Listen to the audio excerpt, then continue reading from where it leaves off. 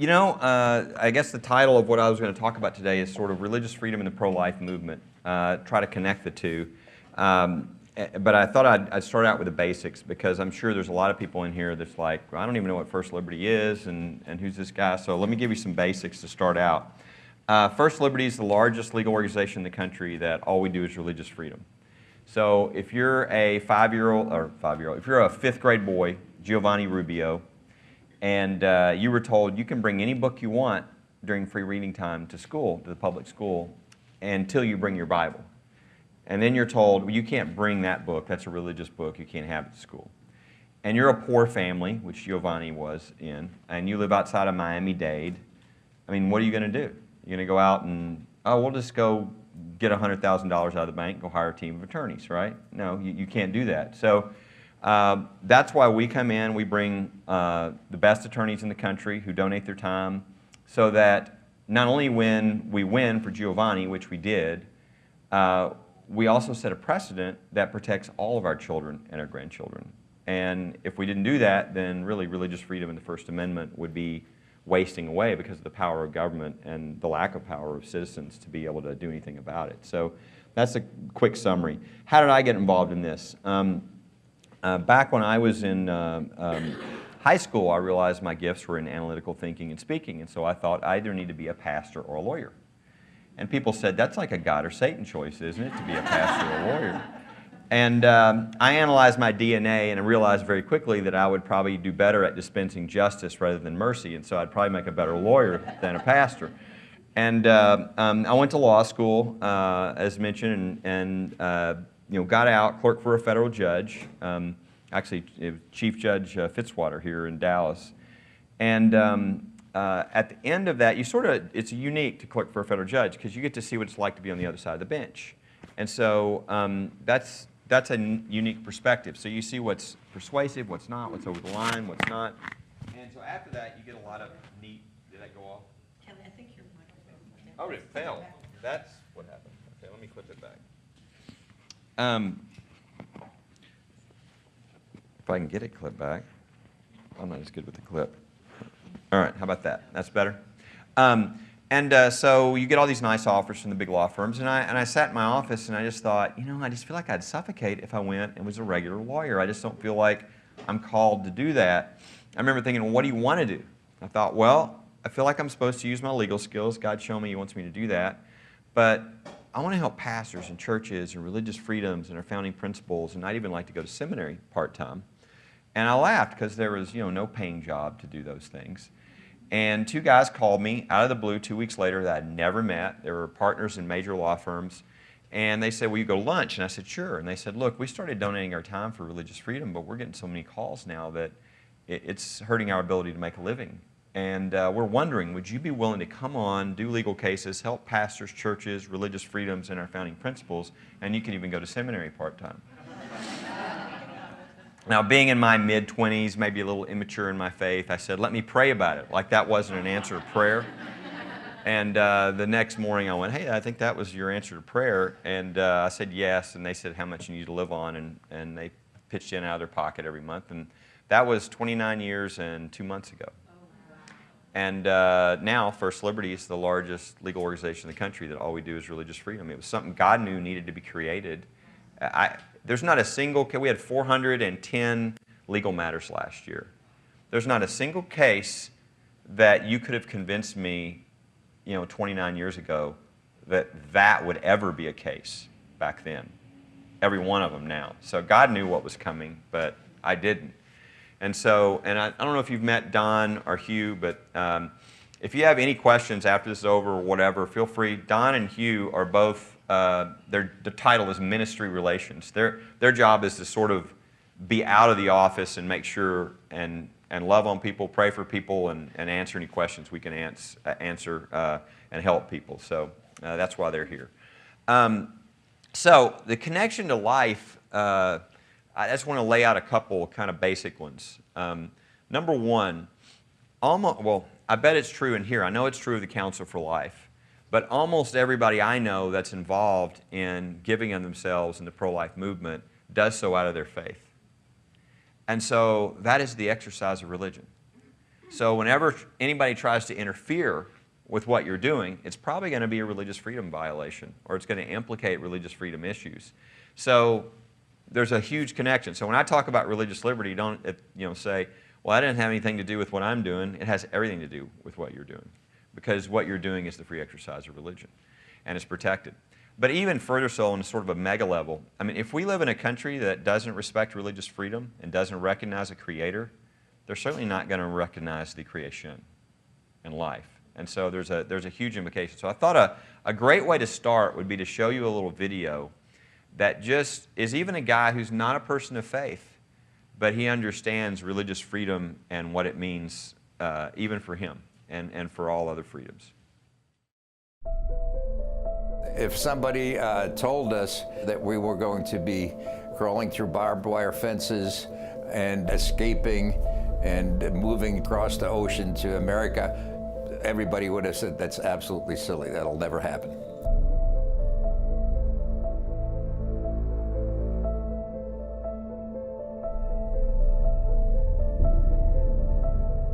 If they'd caught, let's say, a politician who opposed them, they put him on trial, but the evidence might have been presented, but the outcome was a foregone conclusion. So they had total control of you. That's how a dictatorship is run.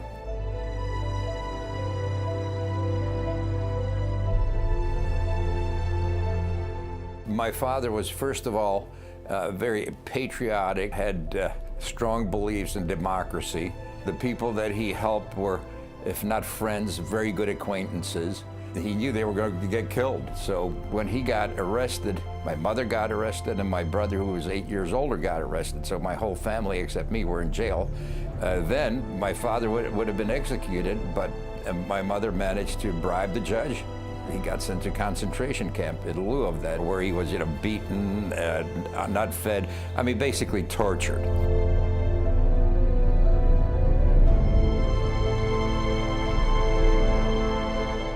As soon as he escaped, his name was on the radio all the time, and as one of the most wanted people. There was a Secret Service sitting in our front hallway all the time.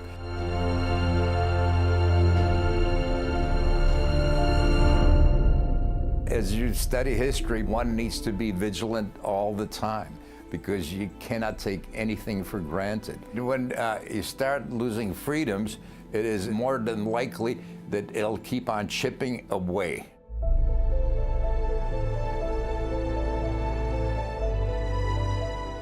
The opportunities we have, the ability to express yourself and do whatever you want to do and be able to achieve things without being blocked are unparalleled.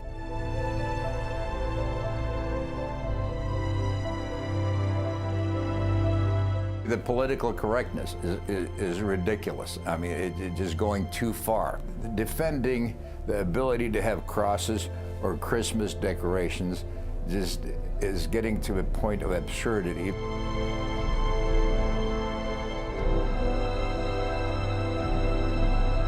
When I think about what was happening in Czechoslovakia at that time, there are parallels, because I think anytime you start taking away people's freedom, it just goes on.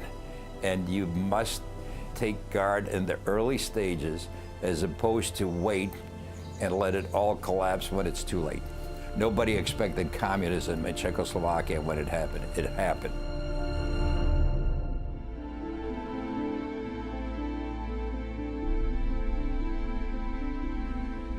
I think a lot of times people of faith think, oh, I'm just going to focus on the faith part and I'm not going to be involved with my government. Well, this is what happens when you're not involved with your government. And Peter understood it. He came up to me after a speech that I gave, and he said, look, I'm not a person of faith. I don't believe like you do, but I think that what you guys are doing is the most important thing that anybody's doing in this country.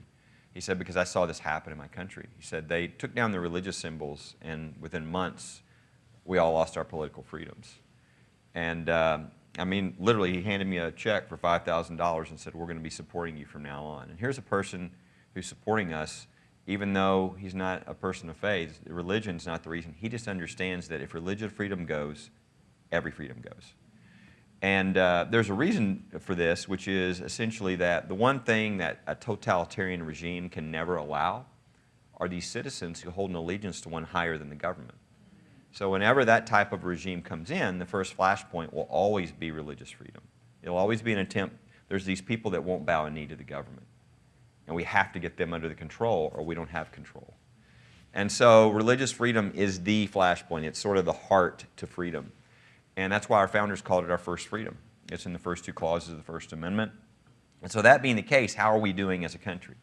Well, I probably don't have to convince you that the attacks are worse than we've ever seen. Sermons being subpoenaed by government officials, right? That happened in Houston, happened in our case in Georgia. I mean, literally, the government demanded copies of sermons. Stuff that that sounds like Nazi Germany, right? Not in the United States. Take a case here. We've got these all over the country. We're representing Jewish synagogues who they're trying to wipe out. That must be in Germany. No, it's in the United States. And I mean, one of them's in Dallas. We've got a synagogue they're trying to force to close. What's their final hang-up after every zoning, every law, everything they could do to keep this synagogue from opening? They said their final sticking point was they didn't have enough parking spaces. These are Orthodox Jews. They walk to the synagogue.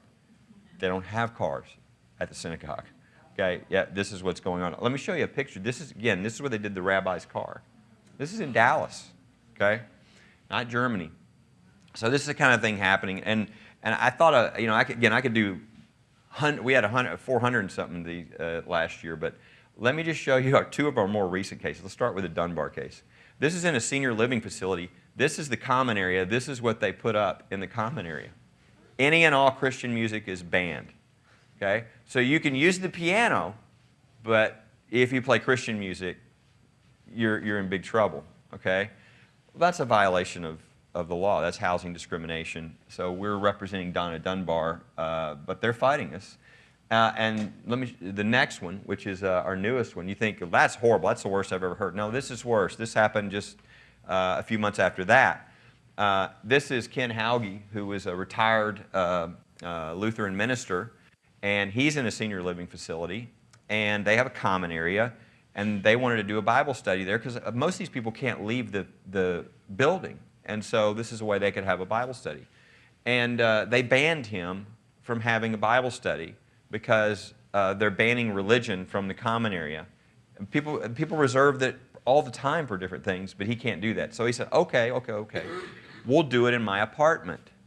He's now received an eviction notice from his apartment because he held a Bible study. And they're still fighting us. They didn't just back down when we got involved. Again, a violation of the housing. So I just want to give you a couple examples. I brought this. We do a collection every year of all the attacks. This is last year. You can see there's like 5 or 6 a page. Everything from a 5-year-old girl who was caught praying over her meal and told, quote, it's not good to pray at school, to senior citizens who were told that their meals were going to be taken away because they were federally funded meals and they were praying over their meals, and that would violate separation of church and state.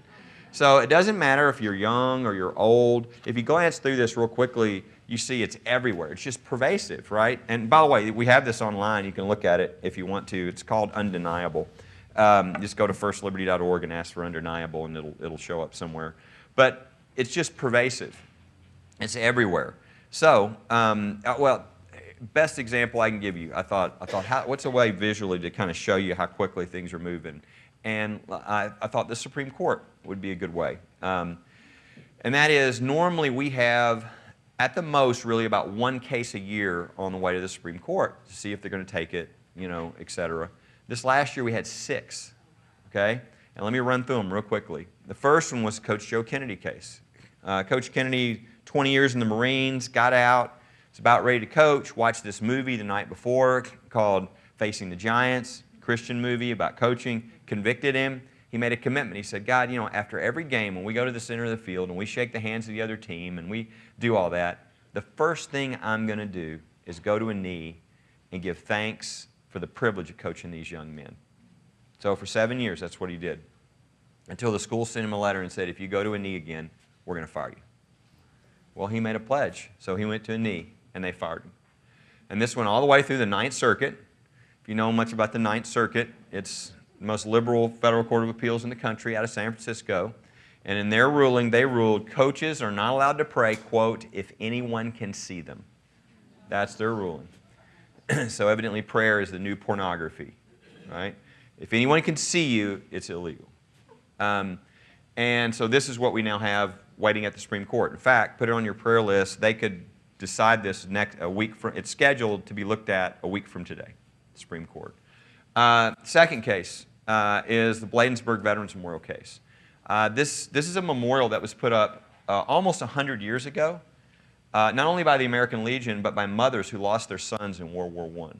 And it's to represent 49 young men who died in World War I. And it sat there for almost 100 years, and the American Humanists brought a lawsuit and said, you can't have this memorial, it's a cross, you've got to tear it down. And the Fourth Circuit, Federal Court of Appeals, three-judge panel, had two President Obama appointees and one President Clinton appointee, ruled 2-1 unconstitutional after 100 years, you're going to have to tear it down. The Clinton appointee dissented, said, no, we've had memorials with religious imagery since the beginning of the country, but the other two disagreed. In fact, one of the Obama appointees during the oral argument said, why don't we just cut the arms off the cross and then that should take care of all the problems.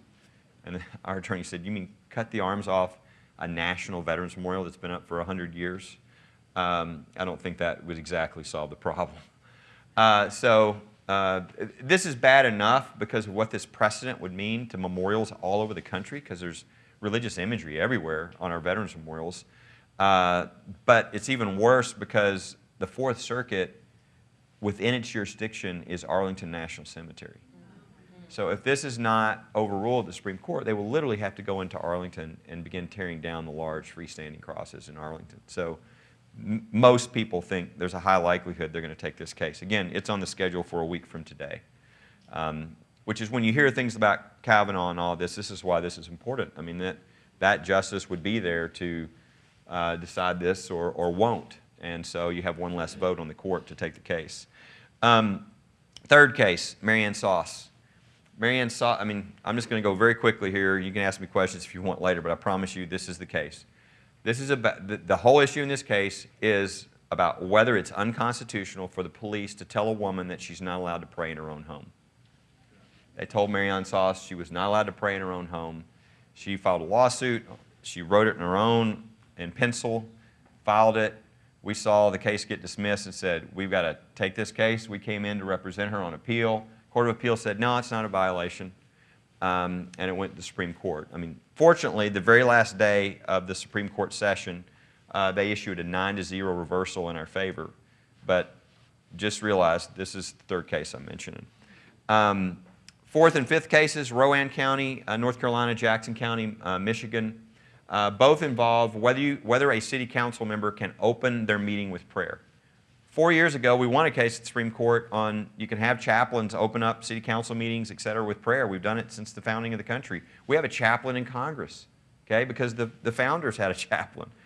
Okay, right? No. The ACLU said, no, this is different. This is not a chaplain. These are government officials, and they're praying themselves. Well, the founders were too, and they prayed.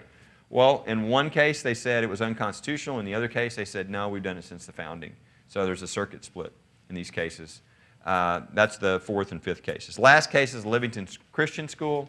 This is a Christian school that said, look, we just want to exist within our church. And they said, oh, I'm sorry, you can't exist within your church. They said, okay, where in the city can we exist? They said, under our zoning laws, there's nowhere you can exist. You have to go outside the city limits.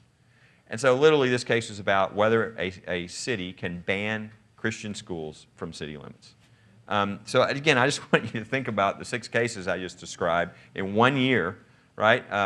Whether coaches are no longer allowed to pray in public if they can be seen, whether we're going to tear down a 100-year-old Veterans Memorial because it's a cross, whether we're going to tell women that they can't pray in their own home, whether we're going to say that you can't open your government meetings with prayer, which we've done since the founding of the country, and whether it's okay for cities to ban Christian schools from the city limits.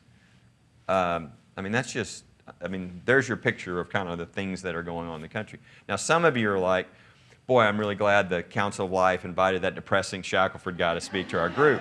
So, but let me tell you the good news. The good news is that we have a method of dealing with this, and it's not like a theory. It's something we've been doing now for many years. And really, I would call it the method I would call the body of Christ. And that is, if you look at your average nonprofit legal group, and I don't care what their issue is, or if they're left wing or right wing or whatever they are, they do the same method, which is raise as much money as they can raise, hire as many attorneys with that money as they can, put them in an office in D.C. or New York or L.A. or somewhere, and then fly them around the country and cover as many of their cases as they can cover. That's not our model. Our model is there's all these people that went to law school because they're people of faith, and they wanted to make a difference in their lives, and they wanted to stand for what was right. And 30 years later, these are literally the best litigators at the best law firms in the country, in fact, in the world. And they've done honorable work for major corporations and people, the most powerful clients in the world, right? They've done honorable work, but they've never gotten to do a case for the kingdom. And so we go and we sit down with them and we say, look, if we give you everything you need, are you willing to give your time on one of these cases? And they're like, man, I've been waiting 35 years, sign me up. And we know what's going to happen when we give them that first case. All their talent, all their gifts, all their training, everything they've learned through the years for the first time in their life is lined up with their faith. They've never felt that before. It's kind of unfair, but we know that we have them for the rest of their lives as one of our volunteer attorneys. And they're the big partners, so they give cover to the younger attorneys. They get to work on the case. They get to taste of what it's like, and they're never going back. So if you were to go through the top 100 law firms in the United States, you'd find that most of those firms don't just donate their time. I mean, they'll literally fight each other sometimes over who gets to donate their time. And so the result of that is twofold. Number one, and this was my goal, is I thought we can get a lot more bang for our buck if we do this. And absolutely, average case, every 10,000 we spend, we get 60,000 donated. So it's really a leveraging. I think a lot of ministries could do this if they could think creatively of how to leverage their resources like this. I kind of feel like God's doing the loaves and the fish, right? I mean, every 10,000 we spend, we get the best attorney. And here's the great thing. We not only multiply the resources, but we minister to those attorneys who get to use their gifts too. So it's a neat win-win-win. It only happens in the body of Christ. But the thing I wasn't counting on was the win-loss ratio. And that is, if you watch the nonprofit legal groups, you'll find they'll win, they'll lose, they'll win, they'll lose. 50-50 is a really good win-loss ratio in the nonprofit world because you're fighting these huge mammoths, the government and all this stuff. Our win-loss ratio now for almost 20 years in a row, every year has been above 90%. Okay? And that's because of this method. If you can only do this if you're the body of Christ. If we have a case in Montana, our attorney is from the biggest law firm in Montana and is one of the best attorneys in Montana. And when he goes into court and he looks at the judge, I mean, they lost a tooth together in first grade, right? The guy that's flying in from the ACLU from LA or New York City, I mean, he's playing an away game, okay? He doesn't know that community. He doesn't know. So, I mean, when you look at that we get the best in the country, these attorneys, they live in those communities, they know it, and our country is built on religious freedom, we should win these cases, and we can. And the only thing really that stops us from winning the cases is people not standing up. I mean, that's the only way we lose. So I want to show you. You hear a lot of bad news. I want to show you some good news. Let me show you the slide. When we first started, we were a Texas group for years, and about 6 years ago we went national. And the problem was we were beating the ACLU in every one of these cases, but we were at 3 million and they were 120 million. So we were like, we can't be everywhere they are. And so we started growing. So let me show you. This is our first year when we went national. Our cases started going outside of Texas and around the country. And I want to show you where it was at the end of last year, or I guess just 6 years later. I think it's even up to present. Okay, so it's dramatically increasing, but the good news is we're still winning over 90% of the cases every year. Each year we've grown. So the only thing that keeps us from covering this whole map is us growing enough to be able, because we've got plenty of volunteer attorneys, but there's a certain support level that's needed for us to support those national litigators so that they can be freed up. Example, every attorney we bring on staff for us frees up about 20 national litigators. If you're Paul Clement, like I mentioned earlier, the Coach Kennedy case, who's arguing that case for us at the Supreme Court? Our lead counsel is Paul Clement, the #1 guy in the Supreme Court, former Solicitor General of the United States. Now, if you're Paul Clement, you know how to argue a case at the Supreme Court, but you don't live on religious freedom. So there's certain support that he needs from us. So that's why it takes one attorney on our staff can free up about 20 national litigators. And so that's how we're growing these cases and winning. And the more we grow, the more we can help, the more precedents we can set. But the other thing that's happening right now that's very unusual is we were preparing, about 2 years ago right now, we were preparing and planning for how we were going to advance religious freedom under a President Hillary Clinton. And then we had this weird election happen. And we were sitting down going, okay, we've got to reevaluate this. How can we advance religious freedom under this president? And we immediately found, 200 different ways, many of them long-term. For instance, there were 120 judicial seats waiting to be filled for life, okay? And we were like, so I went to my board and I said, let me show you what is available to have impact. And I said, my problem is I've got the same staff that I did before this happened. So I can't say, I'm sorry, Mike, you need to get off the religious liberty case at the Supreme Court, and I need you to vet judges. And they said, well, what's the budget that we need for extra people and all this? And I said, well, we only know we have 2 years because the Senate's where the confirmations and these things happen. So, but our analysis is we need about an extra $2 million, $2.3 million a year for the next 2 years. And look, I had some people come forward out of nowhere and say, I voted for that president guy, but the only reason I voted for him was judges. Said, so I want you to start immediately working on this. I don't want you to wait till you get the money. So just know that $1 million is coming for me over the next 2 years. And I had board members that say, I'm going to do 100, I'm going to do 100. And pretty quickly we got going. And Gorsuch, who everybody knows was the first pick at the Supreme Court, he wouldn't have been picked absent what God had us do. There were a number 1 and a number 2 person on that list that we knocked off the list.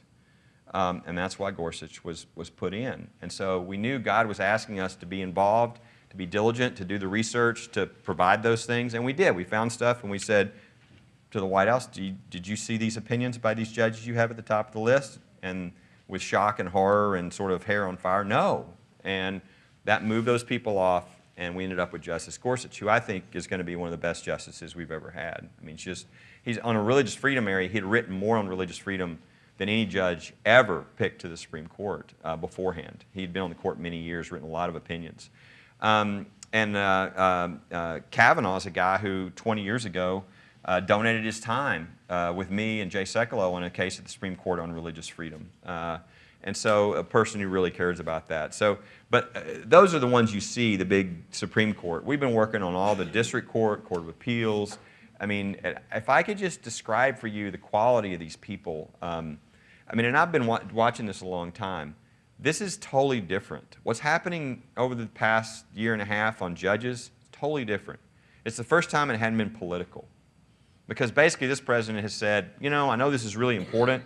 I'm going to farm this out to make sure it's done, so we get really excellent top judges who are committed not to be politicians, but to be judges, and to put their own beliefs aside and to say, I'm following this judicial philosophy, originalism. What did the founding documents really say?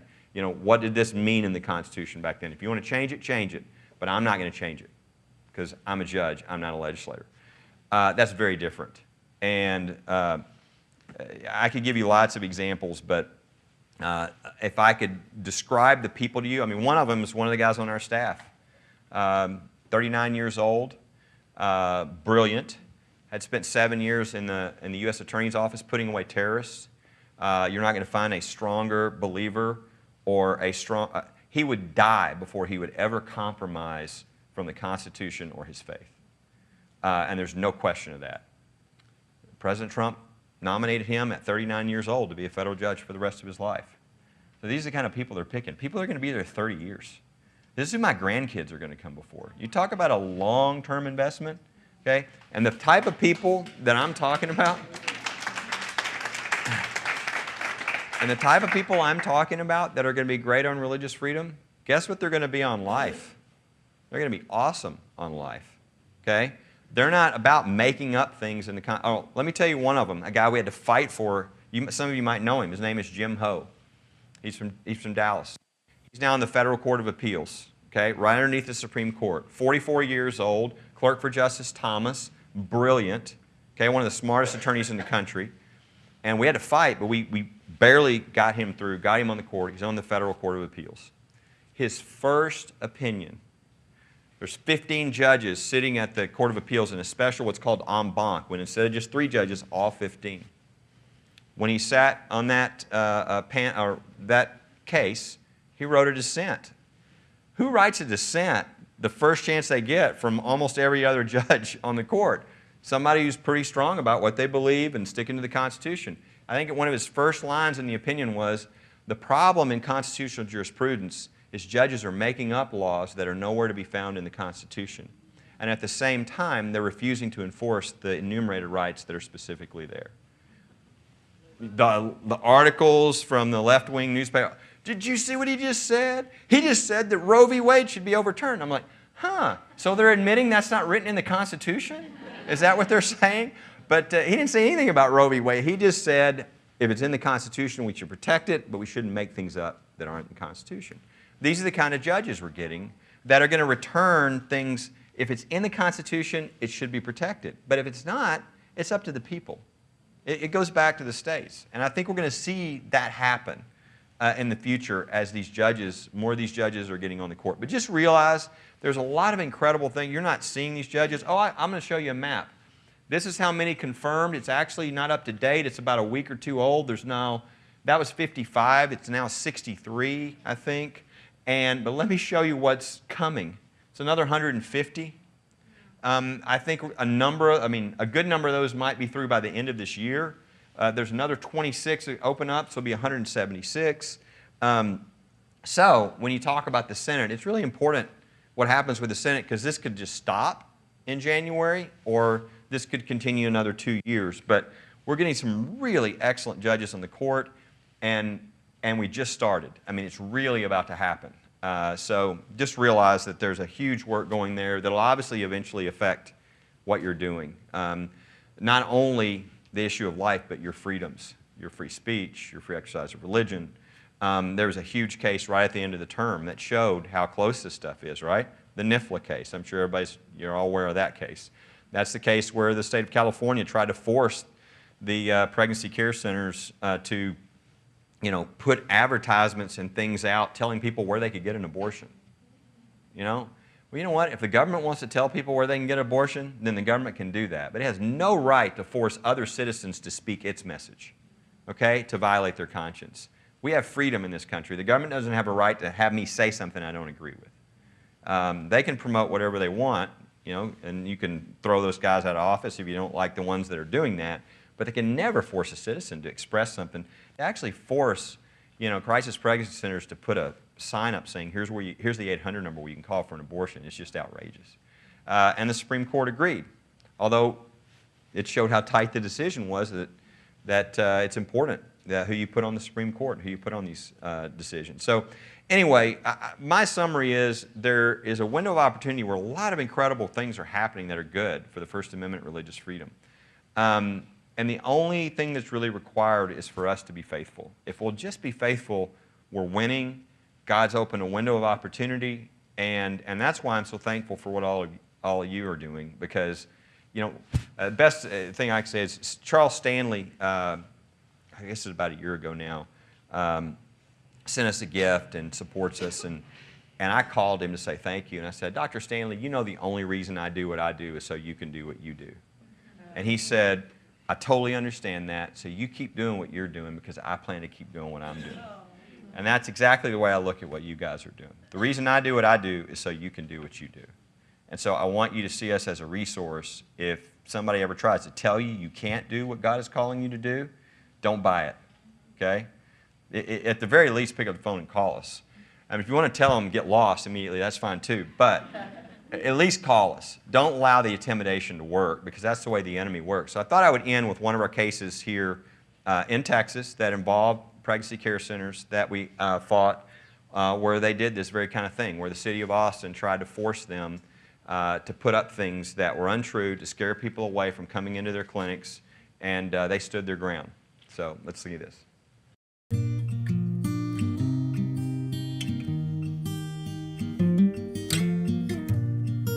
I knew I wanted to be a missionary at the age of 9, so I started visiting countries as soon as I could. Went to Mexico, went to Japan, did different things. But you know, it wasn't until I started volunteering at a local pregnancy center in Indiana, where I'm from, that I realized that was my mission. I wanted to be involved with something that had eternal impact.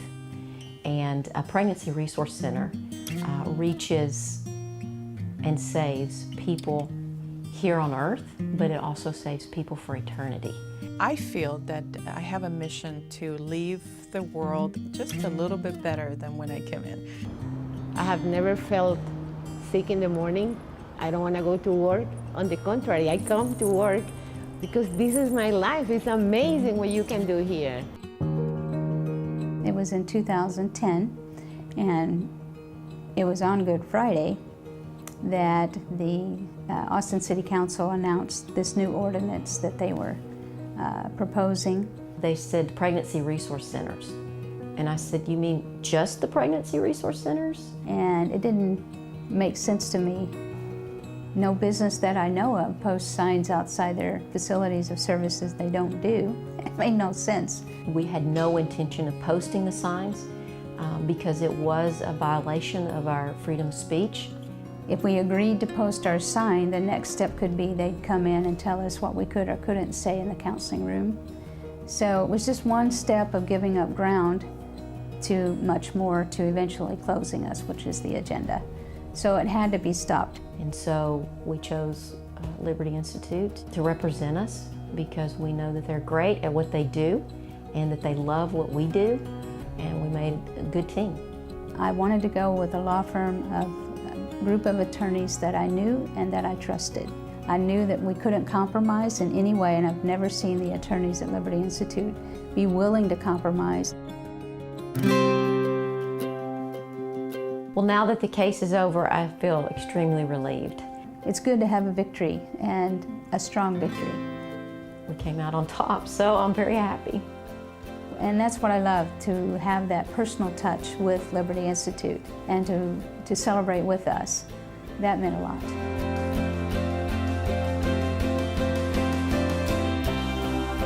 And the day I got the call driving home and Lori said, "We won," it's like, you know, you're like, God, you're just so awesome.